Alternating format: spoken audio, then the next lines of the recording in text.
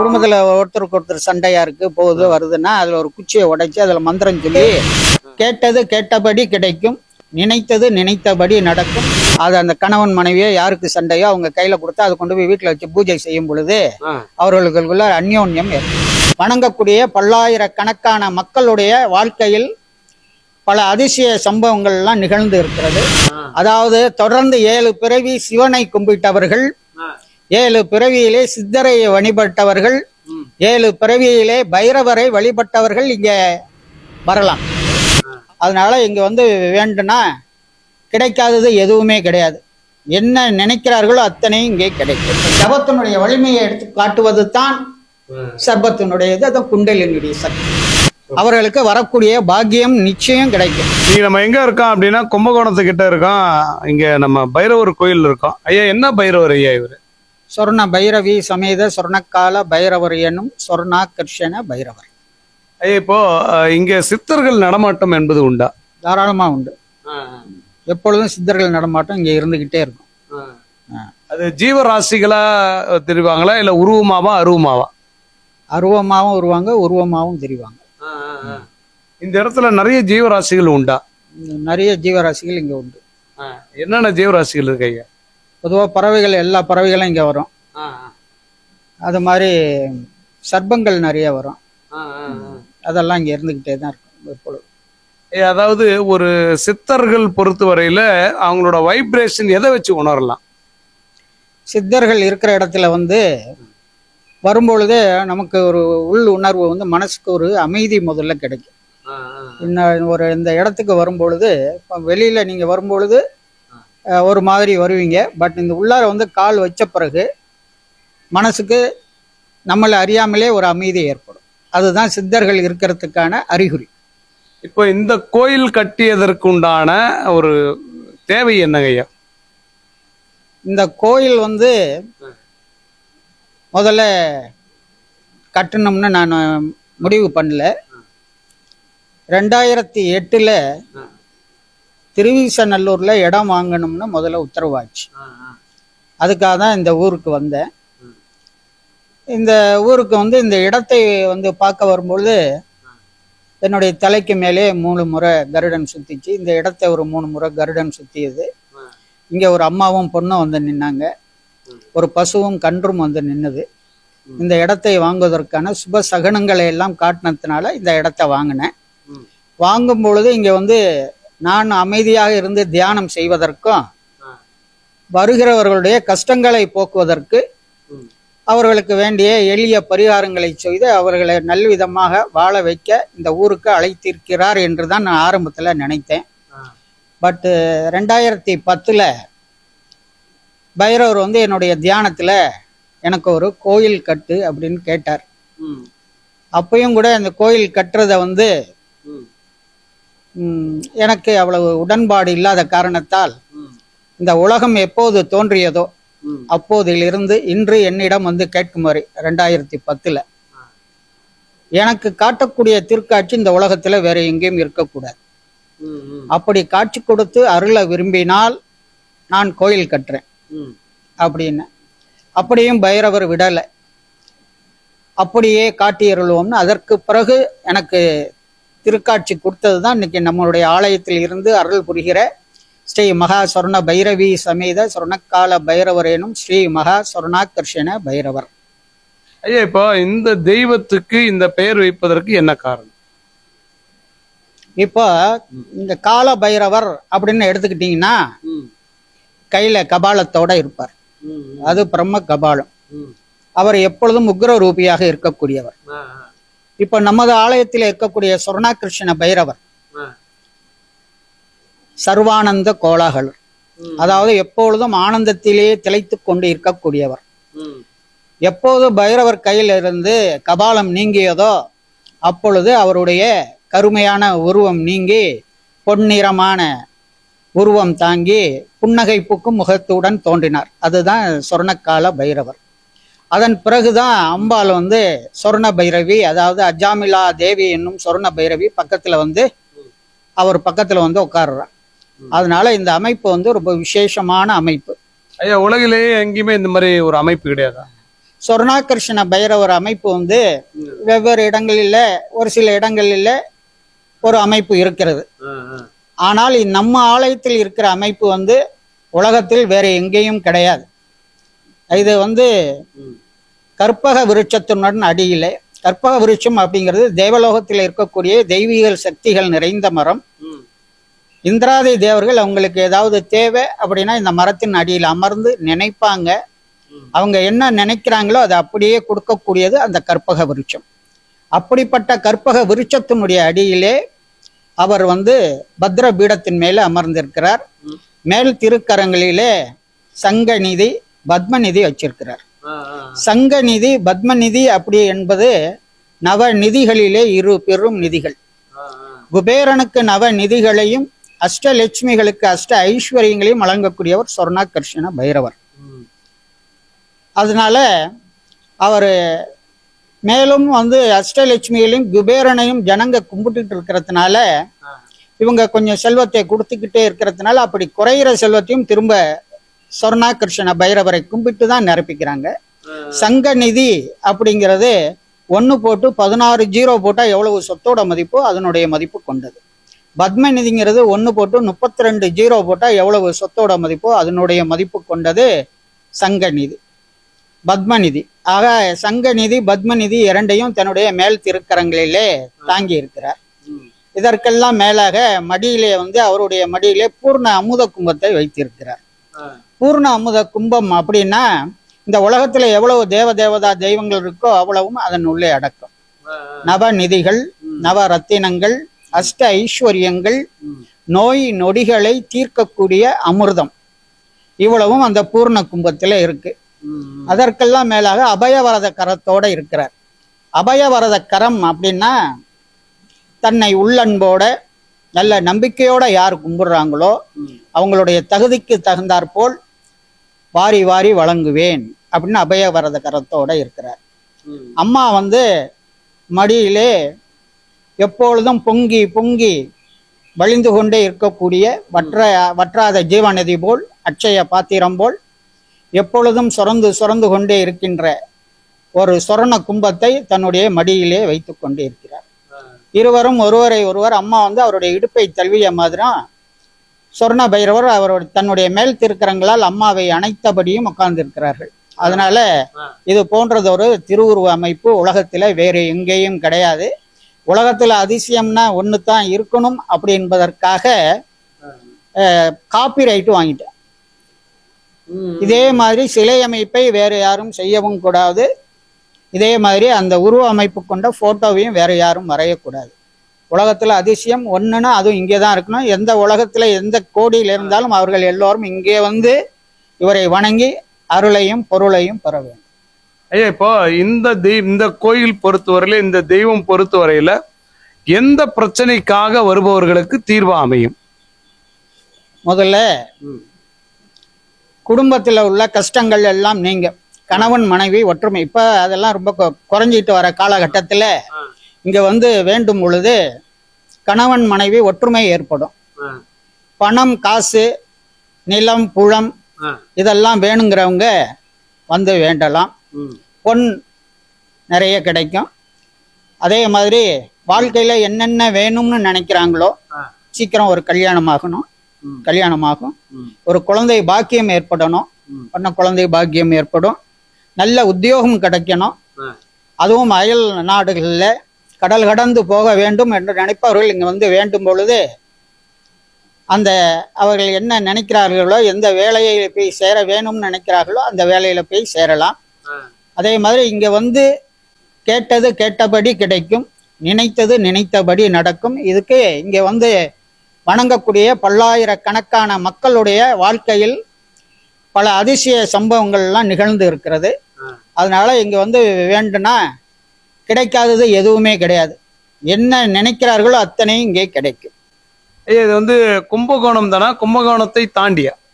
இது கும்பகோணத்திலிருந்து ஒரு 6 கிலோமீட்டர் தொலைவிலே சூரியனார் கோயில் போற வழியிலே இந்த திருவிசநல்லூர் அமைந்திருக்கிறது. இங்க திருவிசநல்லூர் ஸ்கூல் ஸ்டாப் அப்படின்னு சொல்லி இறங்கி உள்ளே கொஞ்சம் தூரம் நடந்து வந்தால் நம்முடைய ஆலயத்தை வந்து அடையலாம். ஐயா, இப்போ இந்த ஆலயத்திற்கு வருவதற்கு ஏதாவது தகுதிகள் என்பது உண்டா? இந்த ஆலயத்திற்கு வருவதற்கு முற்பிறவி பாக்கியம் செய்தவர்கள் இங்கே வரலாம். அதாவது தொடர்ந்து 7 பிறவி சிவனை கும்பிட்டவர்கள், 7 பிறவியிலே சித்தரை வழிபட்டவர்கள், 7 பிறவியிலே பைரவரை வழிபட்டவர்கள் இங்கே வரலாம். அவர்களுக்கு வரக்கூடிய பாக்கியம் நிச்சயம் கிடைக்கும். ஐயா, இந்த ஆலயத்துடைய மூலவருடைய அமைப்பு என்ன? மூலவர் வந்து இந்த ஆலயத்தினுடைய மூலஸ்தானம் பிரமிட் அமைப்பிலே அமைக்கப்பட்டு இருக்கிறது. பிரமிட் அமைப்பில் எதற்காக பிரமிட் அமைப்பில் அமைக்கப்பட்டு இருக்கிறது என்று சொன்னால், இந்த பிரமிடுக்கு ஒண்டி தான் மேலே இருந்து காஸ்மிக் எனர்ஜியையும் பூமியிலிருந்து எர்த் எனர்ஜியையும் எடுத்து நம்ம தினசரி சாமிக்கு சொல்லிக் கொண்டே இருக்கக்கூடிய மந்திரங்களினால் அந்த மந்திர அதிர்வலைகளும் சேர்ந்து இங்கு வரக்கூடியவர்களுக்கு நல்லது கிடைப்பதற்காக, அவர்கள் என்ன காரியத்தை நினைத்து வந்தார்களோ அந்த காரியம் அவர்களுக்கு ஜெயம் ஆவதற்காக இந்த போன்ற மூலஸ்தான அமைப்பு அமைத்து வைத்திருக்கிறேன். ஐயா, அதாவது பிரமிடுனால ஒரு வைப்ரேஷன் உண்டா? வைப்ரேஷன் உண்டு. அதுக்குள்ளார பொதுவா நீங்க ஒரு பிரமிடு என்றால் அதுக்குள்ளார ஒரு பிளேடை நீங்க வச்சீங்கன்னா கூட சாதாரணமா ஒரு இடத்துல வைத்து எடுத்து சேவ் செய்யும் பொழுது அதனுடைய நுனி மழுங்கி போயிடும். ஆனா அதே ஒரு பிரமிட் அமைப்பு மாதிரி இருக்கிற ஒரு அமைப்புல அந்த பிளேடை வைத்து எடுத்து சேவ் பண்ணும் பொழுது எத்தனை முறை வேண்டுமானாலும் சேவ் பண்ணலாம். அது அப்படியே அதனுடைய கூர் மழுங்காம இருக்கும். அதுதான் பிரமிடோட அமைப்பு. அது உள்ளார இருக்கிறதுக்குனுடைய பவரை வந்து 1க்கு 1000 மடங்கு பெருக்கி தரக்கூடியதுதான் பிரமிட். எப்பாவது சர்ப்பம் உள்ள வந்திருக்கா? சர்ப்பம் இப்போ ஒரு வாரத்துக்கு முன்னாடி கூட இந்த கற்பக விருட்சத்து மேலே ஏறி நின்று படம் எடுத்து ஆடி விட்டு சென்று விட்டது. இப்போ நாகத்திற்கும் இறைவனுக்கும் என்ன சம்பந்தம் உண்டு? நாகம்ங்கிறது குண்டலினி சக்தி. இப்ப சிவன் பாத்தீங்கன்னா உடம்பெல்லாம் அங்க கையில எல்லாம் கங்கணம் கட்ட மாதிரி இருக்கும், கழுத்துல போட்டிருப்பாரு. பாம்பு சர்ப்பம் அப்படிங்கிறது குண்டலினி சக்தி. அதாவது எவன் ரொம்ப தவ வலிமையோட இருக்கிறானோ அந்த படத்துல எல்லாம் பாத்தீங்கன்னா சிவனுக்கு பார்த்தா பாம்பு இருக்கும், பெருமாளுக்கு பாத்தீங்கன்னா அந்த அந்த சர்ப சயனத்துலதான் இருப்பார். அம்பாள் உடம்புல எல்லாம் பாத்தீங்கன்னாக்கா மேல 5 தலை நாகம் இருக்கும். உடம்புல எல்லாம் நாகம் இருக்கிறதுனுடைய இது என்னன்னா அவங்க எல்லாம் பெரும் பெரும் தவசின்னு அர்த்தம். தவத்தினுடைய வலிமையை எடுத்து காட்டுவது தான் சர்பத்தினுடைய இது, அதான் குண்டலினுடைய சக்தி. ஐயா, இங்க இருக்கக்கூடிய மரங்கள்லாம் என்னென்ன மரங்கள் உண்டு? இங்க வந்து அரச மரம் இருக்கு. அரச மரம் வந்து கிருஷ்ணன் வந்து அரச மரமாக நான் இருக்கிறேன் என்று சொல்லியிருக்கிறார். அரச மரத்துக்கு நிறைய சக்திகள் அதிகம் உண்டு.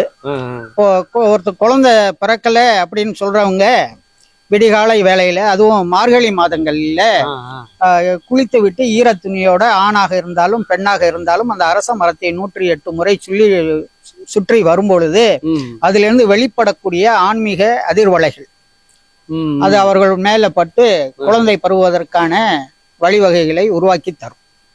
இப்ப இங்க அது அரச மரம் தவிர என்னென்ன மரங்கள் உண்டுங்க? மூலிகை ஏதாவது இருக்கா? அரச மரம் இருக்கு, பாரிஜாத மரம் இருக்கிறது, தொட்டாச்சினிங்க இருக்கிறது, அத்தி மரம் இருக்கிறது, நெல்லி மரம் இருக்கிறது. அத்தி மரத்துக்கு என்ன பவர் உண்டுங்க? அத்தி மரம் வந்து சுக்கிரனுடைய தன்மை கொண்டது. பொதுவாக குடும்பத்துல ஒருத்தருக்கு ஒருத்தர் சண்டையா இருக்கு போகுது வருதுன்னா அதுல ஒரு குச்சியை உடைச்சு அதுல மந்திரம் சொல்லி அது அந்த கணவன் மனைவியோ யாருக்கு சண்டையோ அவங்க கையில கொடுத்து அதை கொண்டு போய் வீட்டுல வச்சு பூஜை செய்யும் பொழுது அவர்களுக்குள்ள அந்யோன்யம் ஏற்படும். ஐயா, இப்போ உங்களுக்கு எப்படி இந்த சித்தர்கள் மீது ரொம்ப நாட்டம்? இது எனக்கு பல பிறவியிலே இதே போல சித்தர்கள் மீதும் சாமி மேலும் இறைவன் மீதும் அளவு கடந்த அன்பு வைத்திருந்த காரணத்தால் இந்த பிறவியிலும் நான் சின்ன பிள்ளையாக 7-8 வயதாக இருக்கும் போதிலிருந்து இந்த ஆன்மீக நாட்டம் இருக்கிறது. எனக்கு ஒரு 7-8 வயதாக இருக்கும் பொழுது நான் வந்து மற்ற பிள்ளைகள் போலெல்லாம் இல்லாமல் செங்கல்ல ஒரு 5-6 செங்கல் எடுப்பேன். அதுல களிமண் எல்லாம் பூசி அதுல சின்ன சின்ன சாமி படங்களை எல்லாம் வைத்து கும்பிட்டு அப்ப எங்க அப்பா வந்து எனக்கு ஒரு நாளைக்கு 3 பைசா கொடுப்பாரு. அந்த 3 பைசாவெல்லாம் சேர்த்து வைத்து அதுல கொஞ்சம் எண்ணெய் வாங்கி பொட்டுக்கல்ல சர்க்கரை இதெல்லாம் வாங்கி என் வயது ஒத்த பிள்ளைகளை எல்லாம் கூப்பிட்டு சாமி கும்பிட்டு அவர்களுக்கெல்லாம் கொடுப்பேன். அது வந்து எனக்கு சின்ன பிள்ளையில ஒரு 7-8 வயசுல இருந்தே இருக்கு. அதே மாதிரி எங்கேயாவது ஒரு இடத்துல கரகம் எடுக்கிறாங்க, கப்பரை சட்டி தூக்குறாங்க, ஒரு காவடி தூக்குறாங்க அப்படின்னு அந்த பம்பை சத்தம் எங்க கேட்கிறதோ அங்க எல்லாம் போயிடுவேன் நான். அதனால அந்த கோயில் குளக்கரையில எல்லாம் போய் இதெல்லாம் பார்த்துக்கிட்டு எல்லாம் இருப்பேன். அதனால எனக்கு சின்ன பிள்ளையில இருந்தே இறைவன் மீதும் சித்தர்கள் மீதும் நாட்டம் அதிகமாக இருந்தது. அதே மாதிரி 7-8 வயதாக இருக்கும் பொழுதே மச்ச முனிவர் என்னுடைய தியானத்துல வந்து எனக்கும் என்னுடைய பள்ளி தோழன் ஒருவனும் ஏதோ சண்டைகள் நடப்பது போலவும் அவர் அந்த நேரத்துல பரணியிலிருந்து கீழே குதித்து காவி வேஷ்டி காவி துண்டு ஒரு பெரிய தடி வைத்திருக்கிறார். அப்ப சொல்றாரு, உன்கிட்ட வந்து யார் எப்பொழுது சண்டை போட்டாலும் உனக்கு பக்கத்துணையா இருந்து உன்னை காவந்து செய்வேன் அப்படின்னு சொல்லி மறைஞ்சிட்டார். அது 7-8 வயசுல எனக்கு ஆன்மீக அனுபவம். அன்னையிலிருந்து இன்னைக்கு வரைக்கும் எனக்கு என்ன கஷ்டங்கள் வந்தாலும் அதுல இருந்தெல்லாம் ஒரு தீர்வு உடனடியாக கிடைக்கும். ஐயா, இப்ப நீங்க ஒருத்தரை வாழ்த்துனா என்ன நடக்கும்? உங்களை ஒருத்தரை திட்டினீங்களா என்ன நடக்கும்? நம்ம யாரையும் திட்டுறதுக்காக நம்ம பிறக்கல, எல்லாரையும் வாழ்த்துறதுக்காக தான் பிறந்திருக்கிறோம். வாழ்த்துறதுனா நம்மளை நாடி வருகிறவர்களுக்கு அவர்கள் வாழ்வில் நல்ல விதமாக வாழ்வதற்கு, ஒளிமயமான வாழ்க்கை அமைத்துக் கொள்வதற்கு அவர்கள் என்னை நாடி வரும்பொழுது அவர்களுக்கு என்னென்ன மந்திரங்கள் தர முடியுமோ அந்த மந்திரங்களையும் எளிய பூஜை முறைகளையும் சொல்லி அவர்களுடைய வாழ்விலே அவர்கள் என்ன மனதில் நினைக்கிறார்களோ நினைத்த காரியங்கள் யாவையும் சிறக்க நடப்பதற்கு என்னால் முடிந்த உதவிகளை செய்து வருகிறேன். இந்த உலகத்துல பிரச்சனைகளே இல்லாத மனிதன் யாராவது ஒருத்தனாக இருக்கானா? பிரச்சனைகள் இல்லாத மனிதன் எவனுமே கிடையாது. இந்த உலகத்துல நம்ம பிறந்திருக்கிறதே போன ஜென்மத்துடைய கர்ம வினைகள், பாவம் புண்ணியம், அதனை அனுபவிக்கதான் இந்த பிறவியில வந்திருக்கிறோம். அப்போ இப்ப நம்ம கிருஷ்ணனை எடுத்தால் கூட மனித பிறவி எடுத்து அவரும் நிறைய கஷ்டங்கள் பட்டார். அதே போல் ராமரை எடுத்தனால் கூட அவர் மனித பிறவி எடுத்து அவரும் படாத பாடுபட்டார். ஆக தெய்வங்களாக வரக்கூடியவர்களே மனித ரூபங்களாக வரும் பொழுது மக்களுக்கு தான் ஒரு எடுத்துக்காட்டாக இருப்பதற்காக மனித பிறவி எடுத்து வரும் பொழுது உங்களுக்கு என்னென்ன கஷ்டம் இருக்கிறதோ அந்த கஷ்டங்கள் தான் எங்களுக்கும் இருக்கிறது. உங்களுக்கு இதெல்லாம் இந்த கஷ்டத்திலிருந்து தான் வெளியே வரத்துக்கு எப்படின்னு நாங்க நடந்துக்கிறோமோ அது மாதிரி நீங்களும் நடந்தீங்கன்னா வாழ்க்கையில நல்லதை பெறலாம் அப்படிங்கிறதுக்காக தான் மனித பிறவி எடுத்து வர்றது. இப்ப மனித பிறவின்றது வந்து ஒரு ஜாலியான ஒரு வாழ்க்கையை அனுபவிப்பதற்காக பூமியில் அனுப்பப்பட்டவர்களா, இல்ல நீ பண்ண தவறுக்கு நீ பண்ண கர்மாவுக்கு உண்டான தண்டனையை அனுபவிப்பதற்காக அனுப்பப்பட்டவர்களா? இந்த உலகத்திலே மனிதனாக பிறந்தவனை எதுக்காக இறைவன் வந்து மனிதனாக படைக்கிறான் அப்படிங்கிறது முதல் கேள்வி. ஒரு அறிவுல இருந்து 5 அறிவு வரை உள்ள ஜீவன்களுக்கு நம்ம வந்து மோட்சம் அடையணும், முக்தி அடையணும், இந்த பிறவியிலிருந்து இந்த பிறவி சூழலிலிருந்து இருந்து வெளியில வர முடியும் அப்படிங்கிறது தெரியாது. மனிதனுக்கு ஒண்டிதான் 6வது அறிவு இருக்கு. 6வது அறிவு அப்படி என்பது பகுத்தறிவு. இது நல்லது, இது கெட்டது, இதை செய்யலாம், இதை செய்யக்கூடாது அப்படிங்கிறது மனுஷனுக்கு ஒண்டிதான் தெரியும்.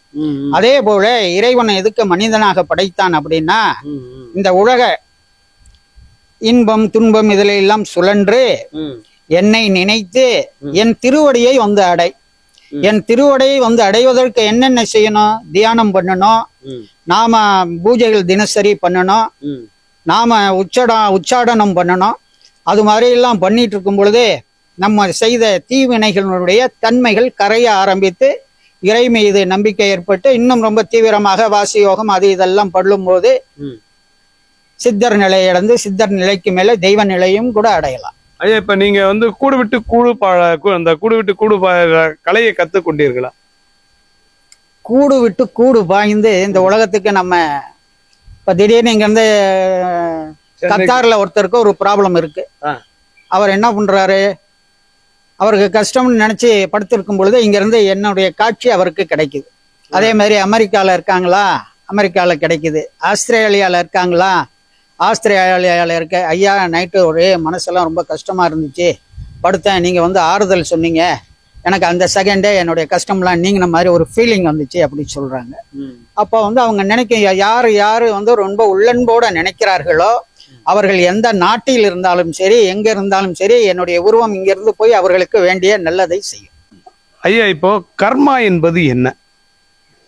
கர்மா என்பது நமக்கு தெரிந்தோ தெரியாமலோ நம்மளுடைய மனம் மூலமாகவோ உடல் மூலமாகவோ வார்த்தை மூலமாகவோ ஒருத்தரை காயப்படுத்துறது, அவருடைய மனம் சங்கடப்படும்படி நடந்து கொள்வது, அல்லது அவர்களுக்கு மிகவும் மிகவும் கெடுதலை செய்து கொண்டே இருப்பது, இப்படியெல்லாம் செய்து கொண்டு இருக்கும் பொழுது கர்மா மிக கடுமையாக வேலை செய்ய ஆரம்பிக்கும். ஐயா, ஒரு மனுஷன் கஷ்டப்படுறதுக்கு நம்ம பண்ண கர்மா காரணமா, இல்ல நம்ம அப்பா அம்மா பண்ண கர்மா காரணமா, இல்ல நம்ம முன்னோர்கள் பண்ண கர்மா காரணமா? முன்னோர்கள் பண்ண கர்மாவும் வந்து நம்மளை வந்து அடையும். அம்மா அப்பா செய்திருந்தாலும் அதனுடைய இதுவும் வந்து சேரும். நம்ம முற்பிறவிகளில் செய்த கர்ம வினைகளும் இந்த பிறவியில் நமக்கு திரும்ப பதில் ஊட்டும். ஏன்னா நிறைய பேர் சொல்றாங்க, சர்ப்பம் அடித்த பாவம் உங்க குடும்பத்தையே வாட்டி வதைக்குதுன்னு. அதெல்லாம் உண்டா? உண்டு. சர்ப்பத்தை எல்லாம் அடிக்க கூடாது. அது வந்து பொதுவாக இப்ப இந்த திருவீசநல்லூரையே நீங்க எடுத்துக்கிட்டீங்கன்னா, நான் இந்த ஊருக்கு வந்து ஒரு 15-20 வருஷத்துக்கு மேல ஆகுது. ஆனா யாரு கூட ஒருத்தர் கூட இங்க எல்லாம் பாம்பு எல்லாம் நிறைய புழக்கத்துலதான் இருக்கு. ரொம்ப விஷ ஜந்துக்கள் எல்லாம் இருக்கு. யாரும் பாம்பு கடித்து இறந்ததாக எனக்கு இன்னைக்கு வரைக்கும் ஒரு நியூஸ் கூட வந்தது கிடையாது. அதாவது இங்க வந்து கொஞ்சம் கட்டுப்பாடாதான் இருக்கும். கட்டுப்பாடாதான் இருக்கு. நம்ம அதை அடிக்க வேண்டியது இல்லை. அது இருக்க வேண்டிய இடத்துல நம்ம இருக்கோம். அப்ப அது வந்துட்டு போயிட்டு தான் இருக்கும். அதை நம்ம ஒன்னும் செய்யாம இருந்தா அது பாட்டுக்கு வந்துட்டு அது பாட்டுக்கு போகும். இருக்கிறதுல ஒரு மிக கொடூரமான பாவம்னா எதுங்க ஐயா? பாவம் அப்படின்னா இருக்கிறது கொடூரமான பாவம். பாவங்கள் எது செஞ்சாலும் அதனுடைய பொதுவா வந்து சித்தர்கள், மகான்கள், முனிவர்கள் இவர்களெல்லாம் அவதூறு பேசக்கூடாது. அவர்கள் மனம் நோகும்படி நடக்கக்கூடாது. அதே போல அம்மா அப்பா மனம் நோகும்படியும் நடந்து கொள்ளக்கூடாது. அது மாதிரி திருமணம் ஆன பிறகு மனைவியை வந்து மனம் நோகும்படி நடத்தக்கூடாது. பெண்கள் வந்து வீட்டுல வந்து கண்ணீர் விட்டால், டெய்லி டார்ச்சர் பண்ணிக்கிட்டே இருந்து பெண்கள் கண்ணீர் விட்டால் அந்த குடும்பம் வந்து மிக மோசமான நிலையை அடையும். ஆண் ஒரு வேளை அழுதாரானா தலைய, ஆண் எழுதாலும் அவங்களுக்கும் பெண்ணுடைய சாபம் சேரும்ல. ஆணாக இருந்தாலும் பெண்ணாக இருந்தாலும் வந்து நீதி ஒண்ணுதான். ஆணுக்காக ஒரு தனி நீதி, பெண்ணுக்காக ஒரு தனி நீதி கிடையாது. அழுதாலே அந்த வீட்டுல பணம் தங்காது. பணம் தங்காது, லட்சுமி போயிடும். பணம் தங்குறத லட்சுமி கடாட்சம் போயிடும். இல்லையா? இப்ப இன்னைக்கு ஒரு நாள் அழுகுறாங்க, நாளைக்கு சந்தோஷமா இருக்காங்கன்னா, இன்னைக்கு ஒரு நாள் வருத்தப்பட்டதனுடைய பலனை யார் அனுபவிக்கிறது? அதை அனுபவிச்சு தானே ஆகணும்.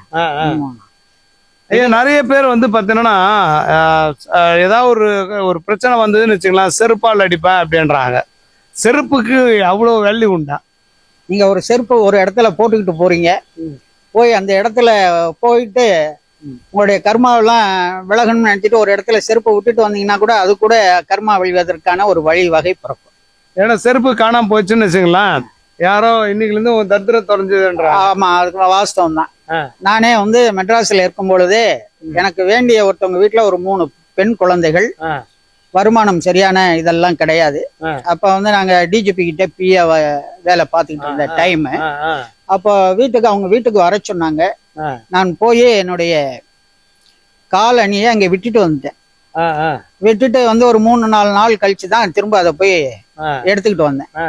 அவங்க கேட்டாங்க, இது மாதிரி நீங்க விட்டுட்டு போயிட்டீங்களே, இல்ல 2-3 நாள் அங்க இருக்கட்டும், அது ஒரு மாற்றம் கிடைக்கும்னு சொல்லிட்டு வந்தேன். அதே அந்த குடும்பத்துல அதுக்கு பிறகு நல்ல வசதி வாய்ப்புகள்லாம் ஏற்பட்டு அந்த 3 பெண்களுக்கும் அங்க கல்யாணம் ஆகி எல்லாரும் நல்ல சிறப்பா இருக்காங்க. அதனால அந்த நம்ம செருப்புன்னு வந்து அது கேவலமா நினைக்க கூடாது. அது மிக முக்கியமான பொருள். ஐயா, இப்போ உங்ககிட்ட வந்து நிறைய பேர் வந்து வாக்கு கேட்பாங்க. வாக்கு கேட்டுட்டு போன உடனே வாழ்க்கை மாறுமா, இல்ல கொஞ்ச நாள் கழிச்சு மாறுமா, இல்ல நீங்க சொல்லக்கூடிய பரிகாரத்தின் மூலம் மாறுமா? இங்க வந்து பார்க்கும் பொழுது அவர்களுடைய கர்மாவின் தன்மை குறைய ஆரம்பிக்கும். என்கிட்ட வந்தவங்க எல்லாரும் என்ன வந்து பாருங்கன்னு நான் சொல்றது கிடையாது. ஏன்னா இங்க வந்து தெய்வம் தான் பிரதானம். அதனால தெய்வத்தை வந்து கும்பிடுங்க, முறைப்படி கும்பிடுங்க. உங்களுடைய கஷ்டம் தீரணுமா, வாங்க சாமிக்கு ஒரு சம்மங்கி மாலை வாங்கிட்டு வாங்க, 2 பெயர் நட்சத்திரம் சொல்லி அர்ச்சனை பண்ணிக்கிங்க, 2 பசு நெய் தீபம் போடுங்க, கோயிலே ஒரு 27 முறை சுற்றுங்கோ. அதுக்கு மேலேயும் உங்களால சுற்ற முடிஞ்சால் சுற்றுங்க. நீங்க இங்கே சுற்றும் பொழுது கைலாயத்தை சுற்றினால் கிட்டும் பலனும் கிடைக்கும். அதே மாதிரி 108 திவ்ய சேத்திரங்களை வைகுண்டத்தை சுற்றிய பலனும் கிடைக்கும். அதனால இங்க உங்களால எவ்வளவு சுத்த முடியுமோ அவ்வளவு சுத்திக்கிட்டே இருங்க. இங்க உள்ளே இருக்கக்கூடிய இறைவன் வந்து சிவ விஷ்ணு பிரம்மஸ்வரூபம், அம்மா காளி சரஸ்வதி லட்சுமி ஸ்வரூபம், 64 பைரவியரின் மொத்த ஸ்வரூபமாக திகழ்கின்ற காரணத்தால் இங்க வந்து வேண்டும் பொழுதே அவர்களுக்கு நல்லது நடக்கும். உடனே நடக்காது. அவர்களுடைய கர்ம வினைகள் குறையதான் அவங்களுக்கு நல்லது நடக்க ஆரம்பிக்கும். வந்த உடனே எல்லாம் நடக்கும்லாம் சொல்ல முடியாது. அது சொல்றது முறையும் கிடையாது. ஐயா, ஒருத்தருடைய ஆயுள் காலத்தை நீங்க போன முறை வரும்போது நம்ம எடுத்தோம். ஒருத்தர் இவர் இத்தனை நாள் தான் இருப்பாரு அப்படின்னு சொன்னா நீங்க சொன்னா கரெக்டா நடக்குது அப்படின்றாங்க. ஆமா, அப்படிதான் ஒரு 4-5 இதுக்கு இங்க சொன்னேன். அது மாதிரி ஒரு குறிப்பிட்ட ஒரு 15 நாள் ஒரு சின்ன குழந்தைக்கு ஒரு 5-6 வயசு பையனுக்கு ஒரு 15 நாள் டைம் கொடுத்தேன். அந்த பையன் 15 நாள்ல செத்துட்டான். அதே மாதிரி ஒருவருக்கு ஒரு கேன்சர் பேஷண்ட் வந்தாரு. அவர் எவ்வளவு நாள் இருப்பாருன்னா ஒரு மாசம் இருப்பாரு, ஒரு மாசம் செத்துருவாருன்னு அது மாதிரி இறந்துட்டாரு. அது மாதிரி இன்னொரு பேஷண்ட் ரொம்ப உடம்பு முடியாம வந்தாரு. அவருக்கு சொன்னா இன்னொரு 3 மாசத்துக்கு தான் இருப்பாரு, அதுக்கு மேல அவர் இருக்க மாட்டாருன்னு. அது மாதிரி அதெல்லாம் அது மாதிரி நிறைய நடந்திருக்கு. இந்த சக்தி எப்படி உங்களுக்கு வந்துச்சுங்க ஐயா? நான் வந்து ஆன்மீகம் வந்து காசு பணத்துக்காக செய்யறது இல்லை. முதல்ல அது ஃபர்ஸ்ட் பாயிண்ட். 2 வந்து இன்றைக்கு இந்த செகண்ட் வந்து திரும்ப வராது. அதனால இந்த வினாடிக்குள்ளார நம்ம வந்து யாருக்கு என்ன செய்ய முடியுமோ அதை செஞ்சிடணும் அப்படிங்கிற பழக்கம் கொண்டவன் நான். இங்க இந்த ஆன்மீகத்துல ஒருத்தராவது வந்து ஐயா என்னுடைய இறப்பு எப்பன்னு கேட்டிருக்காங்களா? மறுபடியும் நிறைய பேர் வந்து கேக்குறாங்க. கேக்குறவங்களுக்கு எல்லாம் இப்ப வந்து நான் வந்து அதிகமா சொல்றது கிடையாது. ஏன்னா அவங்க இருக்கிற நாள் இருந்துட்டு அவங்க பாட்டுக்கு போயிட்டு போறாங்க. முன்னாடியே அதை ஏன் சொல்லிட்டு அவங்களை கஷ்டப்படுத்துவானேன்னு சொல்றது இல்லை. ஏன்னா நீங்க இப்ப உட்காந்துட்டு இருக்கீங்க, ஒரு 10 பேர் வருவாங்க, 10 பேர் சுத்திம்பாங்க. அதுல யாராவது 2 பேர் இறக்க போறாங்கிறது உங்களுக்கு தெரியும். அப்ப அவங்களை கூப்பிட்டு ஒரு வார்னிங் பண்ணீங்களா?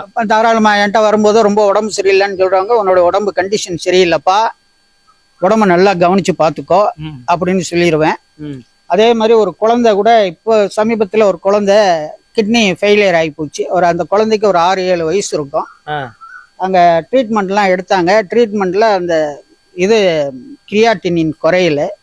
அப்ப என்னிடம் இங்க வரும்பொழுது அந்த குழந்தைக்கு ஒரு மருந்து சொல்லி அந்த மருந்தை டெய்லி குடுத்துட்டு வாங்க, குடுத்துட்டு வரும்போது அந்த கிட்னி நல்லா ஃபங்க்ஷன் ஆயிடும் அப்படின்னு சொன்னேன். அந்த குழந்தைய வந்து ரொம்ப சீரியஸ் கண்டிஷன்ல என்கிட்ட தூக்கிட்டு வந்தாங்க. அதே குழந்தை இப்ப வருது, நல்லா ஓடி ஆடிட்டு ரொம்ப சுறுசுறுப்பா வருது. இப்ப இது வந்து இந்த தெய்வத்துடைய சக்தியா இல்ல அதுக்கு ஆயுள் நீடிக்கணும் சக்தியா? அதுக்கு இங்க வந்து வேண்டி அந்த குழந்தைக்கு வந்து ஆயுள் வந்து பெருகணும்னு விதி ஏற்கனவே விதிக்கப்பட்டிருக்கிறது. இல்லைன்னா எங்கெங்கயோ போயிட்டு இங்க வருவாங்களா? அதனால இங்க வரும்பொழுது அந்த குழந்தை நம்ம வாய் மூலமா இதை சொல்லி அந்த குழந்தைக்கு ஆயுள் பெருகணும்னு ஒரு விதி விதிக்கப்பட்டு இருக்கிற காரணத்தால் அது நடக்குது. ஐயா, இப்போ ஒருத்தருக்கு உணர்ச்சி கொடுக்கறது, ஒருத்தருக்கு வந்து பேராசையை கொடுக்கறது, ஒருத்தருக்கு வந்து பணத்தை கொடுக்கறது, ஒருத்தருக்கு தவறு செய்வதற்கு எண்ணத்தை கொடுக்கறது எல்லாமே இறைவன் தான். இது இறைவன் கொடுக்கிற சோதனையா இல்ல வேதனையா? இறைவன் வந்து நம்ம உடலுக்குள்ள நமக்குள்ளார நல்லதும் நம்ம கிட்டதான் இருக்கு, கெட்டதும் நமக்குள்ளதான் இருக்கு. நல்லவனும் நமக்குள்ளதான் இருக்கான், கெட்டவனும் நமக்குள்ளதான் இருக்கான், மிருகமும் நமக்குள்ளதான் இருக்கான். அப்போ நம்ம ஒரு கெடுதல் ஒருத்தருக்கு செய்யும் பொழுது அந்த மனசாட்சி வந்து உணர்த்தும், இதை செய்யக்கூடாது, ஏன் பாவம் செய்யற, ஒழுங்காயிரு, இது ஏன் இன்னும் இத்தனை ஜென்மத்துக்கு இதெல்லாம் சமக்க போற அப்படின்னு ஒரு மனசு சொல்லதான் செய்யும். அந்த மனசாட்சியை வித்தவன் தான் எந்த கெடுதல் வேணா. ஏன்னா அவன் என்ன நினைச்சுதான் அந்த உலகத்துல நம்ம வாழ்வாங்கு வாழ போறோம், அடுத்தவன் சொத்தை ஆட்ட போடுறது, அடுத்தவன் முட்டாட்டியை கவர்ந்துகிட்டு போறது, இன்னொருத்தண்ட வந்து எப்படி ஏமாத்தி பிடுங்கி சம்பாதிச்சு சாப்பிடுறது, இப்படி எல்லாம் செய்யும் பொழுது அது வந்து பாவத்தை சேர்க்கும். அப்போ அவங்க மனசுக்குள்ளார நம்ம செய்யறது பாவம்னா தெரிஞ்சும் அவங்க பாவத்தை செய்யற காரணத்தால் அது வந்து எல்லாம் கர்ம வினைகளாக மாறி அடுத்த ஜென்மத்துல மிகவும் கஷ்டப்படும் பொழுது ஒரு சாமியார்ட்ட போய் உட்காந்துக்கிட்டு, நான் இந்த பிறவில ஒரு எறும்புக்கு கூட நான் வந்து கெடுதல் செய்யல, எனக்கு ஏன் இந்த பிறவில இவ்வளவு கஷ்டம் என்று புலம்புவான். ஏன் அந்த புலம்புவது என்ன காரணம்னா பூர்வ ஜென்ம கர்மம். அப்ப நீங்க கேட்ட கேள்விக்கு அவன் செய்யக்கூடாத தவறு எல்லாம் செய்துட்டு நல்லவர்கள் மனதெல்லாம் நோக அடித்து விட்டு இப்போ வந்து சாமியார்ட்ட வந்து உட்காந்துக்கிட்டு நான் இந்த ஜென்மத்துல ஒண்ணுமே செய்யல, ஒரு எறும்பு கூட நான் நசுக்கல அப்படின்னு சொல்லுவான். அப்ப பூர்வ ஜென்ம கர்மாவை எங்க கொண்டு போய் சேர்க்கறது? அதனாலதான் இங்க வரவங்களுக்கு எல்லாம் என்ன சொல்றது, மனிதனாக பிறந்தவர்கள் தினசரி தியானம் செய்யணும், தினசரி பூஜை செய்யணும், தினசரி இறை நாமாவை உச்சரித்து கொண்டே இருக்க வேண்டும். எண்ணம் சொல் செயல் மூன்றையும் ஒன்னா வச்சுக்கிறணும். நல்லதை எண்ணத்துல என்ன நினைக்கிறோமோ நல்லதை அதை சொல்லாக சொல்ல வேண்டும். சொல்லில் என்ன நல்லதை சொல்கிறோமோ அதை செயலாக காட்ட வேண்டும். இப்படியெல்லாம் நீங்க இந்த பிறவியில செஞ்சுட்டு வந்தீங்கன்னா அடுத்தடுத்த பிறவி இதை விட மிக நன்றாக இருக்கும் அப்படின்னு என்கிட்ட வரவங்களுக்கெல்லாம் நான் சொல்லிக்கிட்டு இருக்கிறேன். ஐயா, ஆன்மீகத்தை வைத்து பணமாக்க முடியுமா, இல்ல புகழ்ல தேடிக்க முடியுமா, அப்படி இல்லாட்டி ஒரு மக்கள் சொசைட்டில ஒரு மதிப்புமிக்க ஆளாக வலம் வர முடியுமா? ஆன்மீகம் பணம் சம்பாதிக்கிறது, அது அவங்கவுங்க அதை வச்சு சம்பாதிக்கிறாங்க நிறைய பேர். நம்ம அதை பத்தி சொல்றது எல்லா இடத்துலயும் எல்லாமே நல்ல விஷயங்கள் இருக்கு, கெட்ட விஷயங்கள் இருக்கு. அதே மாதிரி நல்லவர்கள் கெட்டவர்கள் இருப்பது போல ஆன்மீகத்திலயும் இருக்கிறாங்க. நம்ம அது ஆராய்ச்சிக்குள்ளாரையெல்லாம் போக வேண்டியதில்லை. இல்லையா, புகழ் பணம் இதெல்லாம் தானா ஒரு கொடுக்குறாருன்னு வச்சுங்களேன் இறைவன். அது இப்ப இறைவனுக்கு அந்த நேரத்துல நன்றி சொல்லணுமா, இல்லாட்டி கொஞ்சம் எச்சரிக்கையா இருக்கணுமா? நமக்கும் கீழே உள்ளவர் கோடி, அதை நினைத்து பார்த்து நிம்மதி நாடு. நமக்கு மேல கஷ்டப்படுறவங்க கோடிக்கணக்கில் இருக்கிறாங்க ஜனங்க. நம்மள இறைவன் இந்த அளவுக்கு வச்சிருக்கிறான். நல்லதை என்னை பொறுத்த வரைக்கும் சொல்றேன், மற்றவங்களை சொல்றதை விட. இப்போ உங்களை நல்ல மகான்கள் சித்தர்கள் இவங்களை எல்லாம் பார்க்க போறீங்க, உங்களுக்கு அது ஒரு பாக்கியம் கிடைச்சிருக்கு. அதே மாதிரி இறைவன் என்னுடைய மனசுல பூந்து இது மாதிரி கோயில் கட்ட செஞ்சு இங்க வரவங்களுக்கு எல்லாம் நல்லது செய்யற மாதிரி என்ன வச்சிருக்கிறான். அப்ப அந்த இறைவனுக்கு நான் அல்லும் பகலும் 24 மணி நேரமும் ஒவ்வொரு வினாடியும் நன்றி சொல்லி கொண்டே இருக்க வேண்டும். இந்த பாக்கியம் எத்தனை பேருக்கு கிடைக்குது? கோடியில ஒருத்தருக்கு கிடைக்குது. அதனால நம்ம நல்லவர்களை மட்டுமே பேசுவோம். இதுலயும் இருக்கிறாங்க, அவங்கள பத்தியில நம்ம பேச வேண்டியது இல்லை. நம்ம எப்படி இருக்கோங்கிறது தான் முக்கியம். இப்ப நீங்க அரசாங்கத்துல வேலை பார்க்கும்போது உங்களோட பல பேரு பழகி இருப்பாங்க. ஆனா நீங்க இந்த நிலைக்கு வந்ததுக்கு அப்புறம் உங்களை வணங்கியவர்களும் உண்டா? நான் எங்க அப்பா கோர்ட்ல ஸ்டெனோவா இருந்து அப்புறம் இதுல படிப்படியா சென்ட்ரல் நர்சர் ஆகி ரிட்டையர் ஆகி போயிட்டாங்க. அப்ப எங்க ஃபாதர் ஒரு ஷார்ட் அண்ட் மாஸ்டர். எங்க ஃபாதர் எந்த இன்ஸ்டியூட்ல போய் ஷார்ட் அண்ட் எடுக்கிறாங்களோ அந்த இன்ஸ்டியூட்ல லோயரா இருந்தாலும் இன்டர்மீடியேட்டா இருந்தாலும் ஹையர் கிரேட் யாருல போனாலும் எல்லாரும் பாஸ் பண்ணுவாங்க. அந்த அளவுக்கு டீச்சிங் பண்ணுவாங்க. அப்படி டீச்சிங் பண்ணும் பொழுது ஒரு ஸ்டேஜ்ல எங்க அப்பாவுக்கு வேலைகள் அதிகமாக ஆன பிறகு என்னை நான் காலேஜ் எல்லாம் முடிச்ச பிறகு நீ டெய்லி போய் அந்த கிளாஸ் எல்லாம் எடுன்னு சொன்னாங்க. அப்ப கிளாஸ் நான் எடுக்கும் பொழுது எங்க அப்பா கிட்ட படித்த சீனியர் மாணவர்கள், என் கூட படிச்ச பையன், என் கூட படிச்ச டிகிரி எல்லாம் முடிச்ச பையன்லாம் என்னுடைய ஸ்டூடெண்டா நான் சொல்றதுதான் கேட்டாங்க. அதே மாதிரி ஆன்மீகத்திலேயும் என்னோட வயதில் முதியவர்கள், என்னோட பழகியவர்கள், என்னுடைய உறவினர்கள் எல்லாரும் வராங்க. எல்லாருக்கும் நல்லது நடக்குது. இல்லைங்க, இப்ப ஒருத்தரை கூப்பிட்டு அவருக்கு வாக்கு சொல்றீங்க, ஒரு பாசிட்டிவான ஒரு வைப்ரேஷன் ஏற்படுத்துறீங்க. அப்போ நீங்க முதல்ல ஒருத்தருக்கு சொல்லியிருப்பீங்க இவர் இது நடக்கும்பா அப்படின்னு. அந்த மாதிரி யாராவது? நிறைய அது மாதிரி நடந்திருக்கு. இப்ப இங்கேயே வரவங்களுக்கு நிறைய பேருக்கு கல்யாணம் ஆகலைன்னு வரவங்களுக்கு இவ்வளவு நாள் இந்த பரிகார திசை கல்யாணம் நடக்கும், கல்யாணம் நடந்திருக்கு. அதே மாதிரி குழந்தை பிறக்கல. இப்போ இந்த ஊர்ல ஒரு பக்கத்துல வேப்பத்தூர்ல இருந்து ஒரு பொண்ணு வந்தது. அந்த பொண்ணு ஒரு சிற்பியோடைய மனைவி. அதுக்கு டாக்டர் எல்லாம் போய் செக் பண்றாங்க. பார்க்கும்போது குழந்தை பிறக்காது அப்படின்னு சொல்லிட்டாங்க. அப்ப அந்த கணவனும் மனைவியும் இங்க வந்திருந்தாங்க. அப்ப நான் சொன்னேன், நம்ம இதுல இருக்கிற அம்மனுக்கு, வேம்பு வாழை அம்மனுக்கு வெள்ளிக்கிழமையில ராகு காலத்துல அபிஷேக ஆராதனை செய்து பெயர் நட்சத்திரம் சொல்லி அர்ச்சனை பண்ணு, குழந்தை பிறப்பதற்கான வழிவகைகள் பிறக்கும் அப்படின்னு. அப்ப கூட அவங்க கணவர் சொன்னாரு, நான் லட்சக்கணக்கில் செலவு பண்ணிட்டேன், நான் இதுக்கு மேல நான் இனிமேல செலவு பண்ண முடியாது, அவங்க வீட்டுல இருந்தா பண்ணிக்கிறட்டும், பண்ணி காட்டினா போட்டோம்னு அந்த பையன் சொன்னாரு. அந்த பொண்ணு நம்பிக்கையோட ஒரு 11 வாரம் தொடர்ந்து வெள்ளிக்கிழமை செய்தது. இப்ப அந்த குழந்தையே பிறக்காதுன்னு சொன்ன குழந்தைக்கு, அந்த பெண்மணிக்கு கூட கரு தரிச்சு குழந்தை பிறந்தது. இது மாதிரி அதிசயங்கள்லாம் நிறைய நடக்கும். ஐயா, வாழ்க்கை ஃபுல்லா சிரிச்சுக்கிட்டே இருக்கிற ஒரு வாழ்க்கை யாருக்கான கிடைச்சிருக்கா? அப்படியெல்லாம் யாரும் உலகத்துல இருக்க முடியாதுங்க. மற்றவர்களை நாம சிரிக்க வைக்கலாம், அதுதான் செய்யலாம். நாமளே 24 மணி நேரமும் சிரிச்சுக்கிட்டே இருக்கணும். ஏன்னா துன்பமே இல்லாத ஒரு வாழ்க்கை யாராலையும் வாட முடியும். துன்பம் இல்லாத வாழ்க்கை யாருமே கிடையாது. மனிதனாக பிறந்தவர்கள் எல்லாருக்குமே இன்பமும் வரும், துன்பமும் வரும். இன்பம் வரும்போது எவ்வளவு நம்ம சந்தோஷப்படுகிறோமோ அதே போல துன்பம் வரும்போதும் இந்த துன்பத்திலிருந்து நாம் மீண்டு வந்து விடலாம். அந்த துன்பத்திலிருந்து மீள் வருவதற்கு என்ன செய்வது, அதற்கான வழிவகைகளை செய்து அந்த துன்பத்திலிருந்தும் நம்ம மீண்டு வரணும், அதே இன்பத்தை அடையணும். இங்க யாராவது வந்து ஐயா 4 கோடி 5 கோடி கடன் இருக்குது, தெரியாம வாங்கிட்டேன், அது அப்படியே குட்டி குட்டியா போட்டு ஒரு பெரிய ரவுண்ட் அமௌண்ட்டா நிக்குது, என் கடன் பிரச்சனை தீருமான்னு சொல்லிட்டு அம்மா கிட்ட உட்காந்து கண்ணீர் விட்டு கதறாங்க, அந்த 5 கோடி கடன் தீர்வதற்கு வாய்ப்பு உண்டா? 5 கோடி கடன் கடன் எல்லாம் நிறைய வாங்கக்கூடாது. விரலுக்கு தகுந்த வீக்கம். இந்த விரல் இருக்கு, இந்த விரல் எவ்வளவு வீங்கினா நல்லா இருக்குமோ அவ்வளவு வீங்கினாதான் நல்லது. நம்மளால எவ்வளவு கடனை வாங்கி கொடுக்க முடியுமோ அந்த அளவுக்கு வாங்கி கொடுக்கணும். இல்ல நமக்கு வசதி வாய்ப்புகள் இருக்கு, நான் தொழில் பண்ணிட்டு இருக்கேன், கொஞ்சம் நொடிஞ்சு போயிடுச்சு, அதை என்ன பண்றது, அதனால கடன் ஏறி போச்சுன்னு சொன்னா அதற்கான மந்திரங்கள் இருக்கு, அதற்கான மூலிகைகள் இருக்கு. அந்த மூலிகைகளை கொடுத்து அந்த மந்திரத்தை தொடர்ந்து சொல்லி சொர்ணாகர்ஷண பைரவரை தொடர்ந்து வழிபட்டு வாங்க. தினசரி காலையில ஒரு அந்த மாதிரி ஏதாவது ஒரு மிராக்கல் ஏதாவது நடந்திருக்கா? அற்புதம் அது மாதிரி நடந்திருக்கு. திண்டுக்கல்ல இருந்து ஒருத்தர் வந்தாரு, அதை ஏற்கனவே ஒரு முறை கூட சொல்லியிருக்கேன்னு நினைக்கிறேன். அவர் ஸ்டீல் ஃபேக்டரி வச்சிருந்தாரு, அவருடைய பார்ட்னரா இருந்தவரை அவரை ஏமாற்றி விட்டு சென்று விட்டார். அதனால பல கோடிகளுக்கு ரொம்ப லாஸ் ஆகி வாழ்க்கை என்ன செய்யறது அப்படி இதை என்ன முடிவுச்சுக்கலாமா அப்படின்னு நினைக்கிற நேரத்துல ஒரு பொங்கல்ல இங்க வந்தார். தைப்பொங்கல் அன்று அவருக்கு இங்க பூஜைகள் எல்லாம் செய்து அந்த கஷ்டங்கள் எல்லாம் நீங்குவதற்கான மந்திரங்களையும் மூலிகைகளையும் கொடுத்து அனுப்பி பூஜையை தொடர்ந்து செய்து வரும்பொழுது இப்பொழுது அவர் அந்த ஃபேக்டரியை மறுபடியும் எடுத்து திரும்பவும் நல்ல நிலைக்கு வந்து விட்டார். அவருடைய பிள்ளைகள் எல்லாம் நல்லா படிச்சு எல்லாம் ஃபாரின்ல நல்ல வேலையில இருக்காங்க. இப்போ ரொம்ப சந்தோஷமா வாழ்ந்து கொண்டு இருக்கிறார். அது மாதிரி நிறைய பேர் இருக்கிறாங்க.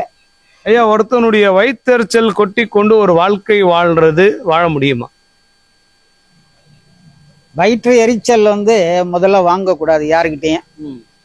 வயிறு எரிஞ்சு வாக்கு விட்டா அது யாரா இருந்தாலும் நல்லவங்களா இருந்தாலும் கெட்டவங்களா இருந்தாலும் அது பழிக்கதான் செய்யும். இப்போ ஒருத்தர் நம்மள இந்த நேரத்துல கஷ்டப்படுத்துறாரு அப்படின்னா அந்த நேரத்துல நம்ம விட மனசுல நினைக்கிறது இந்த பாவி இது மாதிரி நமக்கு செய்யறானே என்ன யாவானன்னு நினைச்சாலேவே அது அவர்களை பாதிக்க ஆரம்பிச்சிடும். ஐயா, நிறைய வீடுகள்ல கணவன் மனைவி சண்டை பேசிட்டே இருப்பாங்க, சண்டை ஆயிடும், கடைசியில ஒருத்தர் மாத்தி ஒருத்தர் அடிச்சுக்குவாங்க, இவங்களுக்கு ரத்தம் வரும், கணவனுக்கு ரத்தம் வரும், மனைவிக்கு ரத்தம் வரும். இந்த மாதிரி ரத்த காவு வாங்கினால் என்ன அர்த்தம்? கணவனாக இருந்தாலும் மனைவியாக இருந்தாலும் அந்யோன்யமாக தான் இருக்கணும். சில நேரங்களில் வார்த்தைகள் தடித்து போவது உண்டுதான். இருந்தாலும் ஒருத்தர் ரத்த காயம் வரவர்களுக்கெல்லாம் அடிக்கக்கூடாது. அது ரத்த காயம்லாம் உடம்புல வரக்கூடாது. முதல்ல அத ஒருத்தர் கோபமாக இருக்கும்போது ஒருத்தர் அடங்கி போகணும். ஒருத்தர் அடங்கி போகும்போது இன்னொருத்தர் வாய மூடி வெளியில போகணும். அப்படி இருந்தாதான் குடும்பம் குடும்பமாக இருக்கும். இல்லைன்னா குடும்பத்துல அந்யோன்யம் இருக்காது. இந்த சண்டை சச்சரவுகள்லாம் தேவையில்லை. நம்ம வாழ பிறந்ததே கொஞ்ச நாள், 50 வருஷம் வாழ்றோமோ 60 வயசு வாழ்றோமோ 70 வயசு வாழ்றோமோ தெரியாது. அந்த காலத்தை நல்ல விதமா வாழ்ந்துட்டு போகணும்னு கணவனும் நினைக்கணும், மனைவியும் நினைக்கணும். மனைவியும் கணவனோட மனது புண்படும் மாதிரி பேசக்கூடாது. மனைவியும் கணவன் மனது புண்படும் மாதிரி நடந்து கொள்ளக்கூடாது, பேசக்கூடாது. நிறைய பேர் சொல்லுவாங்கல்ல, நான் செத்தாதான் உனக்கு தெரியும் சில பேர். அதாவது பெண்கள் அது பொதுவாக சொல்லக்கூடியது. நீங்க எவ்வளவுதான் பெண்கள்ல ரொம்ப அந்யோன்யமாக இருந்து அவங்களுக்கு வேண்டியதை எல்லாம் செஞ்சு ஏதோ ஒரு சண்டையில நீங்க இது பண்ணீங்கன்னா கூட அவங்கள ஏதாவது பேசினாலோ அல்லது லேசா கையை நீட்டிட்டீங்கனால கூட அவங்க சொல்றது நான் போன பிறகுதான் உனக்கு தெரியும், நீ செய்யறதெல்லாம் உன் பிள்ளை தடையில தான் விடியும் இப்படிங்கிறது தான் சாபம் கொடுக்குற பெண்கள் தான் இந்த உலகத்துல நிறைய இருக்கிறாங்க நான் பார்த்த வகையில. ஐயா, இப்ப நிறைய பேர் ஃபைனான்ஸ் கம்பெனில பணம் போட்டிருப்பாங்க, அது மொத்தமா ஒரு ரவுண்ட் அமௌண்ட் வந்ததுக்கு அப்புறம் தூக்கிட்டு ஓடி போயிடுவான். அவன்லாம் நல்லா இருப்பானா எப்படிங்க ஐயா? இந்த பிறவியில் மிக நன்றாக இருப்பான். அடுத்த பிறவில் இந்த பணத்தை கொடுத்த வயிறு எஞ்சவர்களுடைய சாபம் எல்லாம் ஒன்றாக சேர்ந்து நான் சொன்ன மாதிரி யாராவது சாமியார்ட்ட உட்காந்து இந்த ஜென்மத்துல நான் ஒன்றும் செய்யல, எனக்கு ஏன் இவ்வளவு கஷ்டம் என்று புலம்பிக்கொண்டே இருப்பான் பிறந்ததுல இருந்து சாகும் வரை. ஐயா, இப்ப நிறைய மக்கள் எங்கிட்ட கேக்குறாங்க, அதாவது யாராவது கரெக்டா இருக்கிற சாமியார் இருந்தா சொல்லுங்க, அப்படி சொல்ல முடியுமா? கரெக்டா இருக்கிற சாமியார் அப்படிங்கிறது என்ன? இப்ப அவன் பிரச்சனை உடனே போன உடனே தீர்ந்தணும்ன்றமா எல்லாரும் அப்படிதான் நினைக்கிறாங்க. போன உடனே பிரச்சனைகள் எல்லாம் தீர முடியாது. அதுக்கு மாந்திரிகவாதிகள் என்று இருக்கிறார்கள். அவர்கள் கூட மகான்கள் என்ற போர்வையில் இருக்கிறார்கள். அவர்களே எல்லாம் ஜனங்க சந்திக்கிறாங்க. அவங்க போறவங்க ஜனங்கள்கிட்ட எவ்வளவு காசை வந்து இது பண்ணிக்க முடியுமோ வாங்கி சம்பாதிக்க முடியுமோ சம்பாதிச்சுட்டு என்ன பண்றது, உனக்கு இப்ப ஒன்னும் என்ன நேரம் ஒன்றும் சரியே வரல, அதுக்கு என்ன பண்றது, அதெல்லாம் கொஞ்ச நாள் தான் போகணும், வாங்குற காசெல்லாம் வாங்கிட்டு கடைசியில அந்த போன வேலையும் நடக்காது. அப்படிப்பட்டவர்கள் தான் மக்கள் நம்பி நிறைய போவாங்க, நிறைய ஏமாறுவாங்க. சாமியார்கள்கிட்ட ஏமாறுறதுக்கு கேஸ் கொடுக்க வாய்ப்பு உண்டா? யாரு ஏமாத்தினாலும் தான் கேஸ் கொடுக்கலாமே. அதுக்கு வந்து நமக்கு என்ன வேணும், தஸ்தாவேஜ் வேணும், நிரூபிக்கிற தஸ்தாவேஜ் வேணும். அப்ப ஒரு சாமியார்ட்ட போய் ஒரு 2 லட்சம் கொடுக்குறாங்க, 10 லட்சம் கொடுக்குறாங்கன்னா செக் போட்டா கொடுப்பாங்க? அதுல காப்பி எடுத்துட்டு கொடுப்பாங்களா? இல்ல. அவங்களுக்கு போனதும் ஏதாவது தீரணும் அதுக்காக கேட்கறத கொடுப்பாங்க. அவங்கள கடனை வாங்கியாவது கொடுப்பாங்க, ஏமாந்து வந்து நிப்பாங்க. அது வந்து அவங்க வந்து ஏமாத்துறவன் இருக்கிற வரைக்கும் ஏமாறுறவன் இருப்பான், ஏமாறுறவன் இருக்கிற வரைக்கும் ஏமாத்துறவனும் இருப்பான். அதை யாரும் ஒன்றும் செய்ய முடியாது. அது அவர்களுடைய தலை விதி. அதனால நல்ல சாமியாரெல்லாம் நாடி வர்றதுங்கிறது ரொம்ப கஷ்டம். நல்ல சாமியார்கள்லாம் வெளியில தெரிய மாட்டாங்க, அவங்க பாட்டுக்கு இருப்பாங்க. அவங்க வந்து அவங்க இன்ஸ்டன்ட் உடனே வந்ததை இன்னமே பிடிச்சிக்கோ வரத்த, இன்னைக்கே உன்னுடைய இது கடன் தீர்ந்துடும், இந்தா பிடிச்சிக்கோ, இன்னைக்கே உனக்கு கல்யாணம் ஆயிடும், இந்தா பிடிச்சிக்கோ, உனக்கு உடனே பிள்ளை வரும் கிடக்கணும்னு நல்ல சாமியாரெல்லாம் சொல்ல மாட்டாங்க. கர்மாவை அனுபவித்து அனுபவித்து தீர்த்து கொண்டேதான் நல்ல பலன்களை அடைய முடியும் தான் நல்ல சாமியார் சொல்வானே தவிர, நீ ஏன்ட்ட வந்துட்டு உனக்கு எல்லாம் முடிஞ்சிடும் அவ்வளவுதான் அப்படின்னு நல்ல சாமியார் எல்லாம் சொல்ல மாட்டாங்க. கர்ம வினை இருப்பதை எடுத்து சொல்லிக்கொண்டே இருப்பவன் தான் உண்மையான சாமியார், நல்ல சித்தன். யாராவது ஒருத்தராவது உங்ககிட்ட வந்து ஐயா எனக்கு உடனே பிரச்சனை தீர்றதுக்கு வாய்ப்பு இருக்கா, அதுக்கு எவ்வளவு செலவானாலும் பரவாயில்ல அப்படின்னு சொல்லியிருக்காங்களா? நான் அது மாதிரி ஆள்கள்ட்ட நான் வச்சுக்கிறதே கிடையாது. எனக்கு காசு பணம் முக்கியம் இல்லை. நான் அதை ஆரம்பத்தில் சொல்லிட்டேன். நான் வந்து நான் காவல்துறையில் பணிபுரியும் பொழுது மிக மிக பெரிய காவல்துறை அதிகாரிகள் எல்லாம் நல்ல பிஏவாக நான் இருந்தவன். நான் அப்படி இருக்கும்போது என்ன நிறைய பேர் நிறைய காரியத்துக்காக தேடி வந்தாங்க, நிறைய பணத்தோட தேடி வந்திருக்கிறார்கள். நான் அது மாதிரி வரவங்கள்ட்ட எல்லாம் யாருக்கிட்டையும் 5 பைசா நான் வாங்கினது கிடையாது. நீங்க போங்க, எல்லாம் உங்களுக்கு இப்போ போலீஸ் செலெக்ஷனா போங்க, ஒழுங்கா எல்லாம் பண்ணுங்க, ஒழுங்கா கிடைக்கும். அப்படிதான் எல்லாரையும் நான் சொல்லி அனுப்பியிருக்கேன். நீங்க கொடுங்க, 5 லட்சத்தை கொடுங்க, நான் வாங்கி வச்சுக்கிறேன் அப்படின்னு சொல்லிவிட்டு மற்றவர்கள் மாதிரி பேப்பர்ல அவன் பேர் வருதான்னு பார்த்துட்டு பேர் வந்த பிறகு நான் தான் சொல்லி வாங்கி நான் தான் செஞ்சேன்னு சொல்லி ஏமாத்துறவங்க இந்த உலகத்துல நிறைய பேர் இருக்கிறாங்க. அது மாதிரி நான் வந்து ஆன்மீகத்திலையும் யாரையும் இதுவரையும் ஏமாற்றவில்லை. என்னை ஏமாற்றியவர்கள் நிறைய பேர் இருக்கிறாங்க. அதே போல அபிஷியல் கேரியரே நான் யாரையும் ஏமாற்றியது கிடையாது. ஐயா, இப்ப உங்களை யாரெல்லாம் வந்து சந்திக்கலாம்? ஏன்னா எல்லாரும் கஷ்டப்படுற உலகத்துல யார் யார் கஷ்டப்படுறாங்களோ அவங்களுடைய கஷ்ட நிவார்த்திக்காக வந்து என்னை பார்க்கிறார்களோ இல்லையோ, இந்த இடத்துல வந்து கால் பதிக்கும் பொழுது தலையெழுத்து மாறும். இறைவனை முறைப்படி கும்பிடும் பொழுது ஜாதகத்தில் உள்ள பாதகங்கள் சாதகங்கள் ஆகும். 1000 வருஷம் பழமையான 1000 கோயிலுக்கு போனா என்ன பலனும் புண்ணியமும் கிடைக்குமோ அந்த பலனும் புண்ணியமும் இங்கு வந்தால் கிடைக்கும். அதுல எந்தவித சந்தேகமும் கிடையாது. வரலாம், சாமியை கும்பிடலாம். இங்க வந்து நான் தேய்பிரேஷ்டமி, வளர்பிரேஷ்டமி, பௌர்ணமியில வரக்கூடிய மக்களுடைய கஷ்டங்கள் எல்லாம் தீரணுங்கிறதுக்காக தான் எந்தவித எதிர்பார்ப்பும் இல்லாமல் நான் ஹோமம் நடத்தி கொண்டு வருகிறேன். இந்த இடத்துக்கு வந்தவங்களுடைய வாழ்க்கை தலையா மாறதுக்கு வாய்ப்பு உண்டா? வாய்ப்பு உண்டு. அவங்க வந்து முதல்ல சாமி மேல நல்ல நம்பிக்கையை வைக்கணும், நல்ல அன்பை வைக்கணும். இங்க வந்தால் நம்மளுடைய கஷ்டங்கள் தீர்ந்து விடும் அப்படின்னு ஒரு நல்ல நம்பிக்கையை வைத்து அந்த கஷ்டங்கள் தீரும் வரை ஒரு 11 வாரம் 15 வாரம் இப்படி அவங்களால எவ்வளவு நாள் முடியுமோ அந்த கஷ்டங்களுக்கு ஒரு விடிவு காலம் பிறக்கும் வரை வந்து சாமியை சுற்றி வழிபடும் பொழுது அவங்களுடைய கஷ்டங்கள் எல்லாம் விலகி சுபிட்சமான வாழ்க்கை அமையும். இதுக்கு நிறைய பேருடைய வாழ்க்கை வந்து இங்க வந்து வேண்டிக்கிட்டு போனவங்களுக்கு எல்லாருக்கும் நல்லது நடந்திருக்கு. நன்றி மறந்த மக்கள் அதிகமா இல்லை நன்றி உள்ளவர்கள் அதிகமா? நீங்க இப்ப முதல்ல ஒருத்தன் வருவான், என்ன பண்ணுவான், எனக்கு நல்ல வேலை கிடைக்கணும்பான். சரி, நல்ல வேலை கிடைச்சிருச்சு, உடனே கல்யாணம் ஆகணும்பான். கல்யாணமும் ஆயிடும், பிள்ளையும் பிறந்துடும். அடுத்தது என்ன பண்ணுவான், என்னுடைய பிள்ளை வந்து ஒருத்தனை லவ் பண்ணி ஓடிட்டான் அதை வந்து நீங்க உடனே சரி பண்ணி தரணும்மா. அப்போ மனுஷனுக்கு என்ன அப்படின்னா, ஒண்ணுக்கு மேல ஒண்ணு, ஒண்ணு மேல ஒண்ணு, ஒண்ணு மேல ஒண்ணு கோரிக்கைகள் வைத்து கொண்டேதான் இருப்பார்கள். அப்ப என்ன அப்படின்னா, அவங்க வந்து அந்த சரி இதெல்லாம் நமக்கு நடந்ததா அப்படிங்கிறத நினைக்க மாட்டாங்க. இதை உடனே செய்யும். இப்ப என்கிட்ட காதலர்கள் எல்லாம் வராங்க, என் பையன் காதல் பண்றான், என் பொண்ணு காதல் பண்றான், அவங்களெல்லாம் பிரிக்கணும் போகணும்னு யாராவது என்னிடம் வந்தார்கள் என்றால் அதையெல்லாம் நான் செய்ய மாட்டேன்.